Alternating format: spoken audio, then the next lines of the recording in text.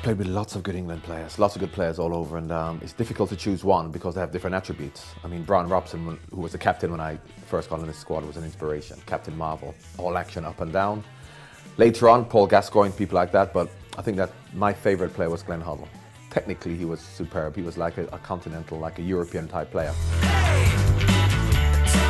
The goal that I scored against Brazil, I always liken it to having an out-of-body experience because I can't remember, even when I actually see it on television, I can't remember doing anything like that. I suppose if you speak to anybody who scores goals, they'll tell you, for example, if you score a free kick, I can remember all the free kicks I've scored if I see them again. Because when you get a free kick, you visualize what you want to do with it before you actually do it. Whereas when you score a goal by dribbling, you're not thinking about what you're doing, you're just reacting to the players. Every time I see it now, of course, you know, it's an iconic moment, and to beat Brazil for the first time with a goal like that was special. But in terms of remembering the goal, I can't remember it at all.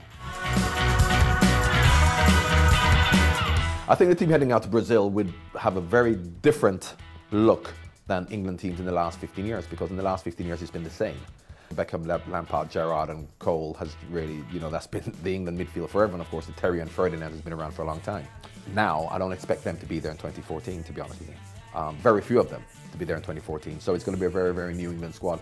And that is why I'm hoping for this New England squad really to be put in place from now.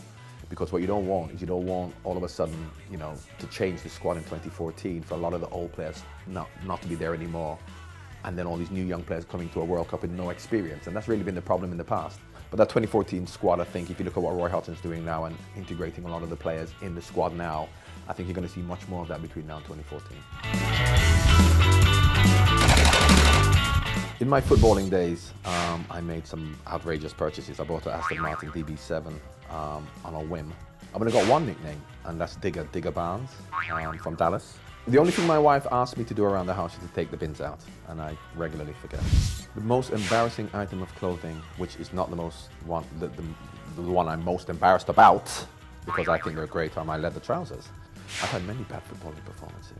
However, my worst footballing moment in terms of the memory I had, and yes, I could say this is my worst performance, was in 1989 against Arsenal. We were going to win the league if we'd drawn the match. We were going to win the league if we lost the match 1-0. And we're losing 1-0 against Arsenal in 1989 at home, last game of the season. And in the 90th minute, I should have taken the ball into the corner to waste time. But of course, I didn't want to do that. I decided to try and score. I didn't score, and they went down the other end and scored to win the league. So that's my worst professional performance. My favorite rap song is from the Sugar Hill Gang, Rapper's Delight. A hip hop, a hippie, the hip hip hop, and it don't stop the rockin' to the bang bang boogie. Say up jump the boogie to the rhythm of the boogie to bead. Now what you hear is not a test. I'm rapping to how long? Because it goes on for 12 minutes.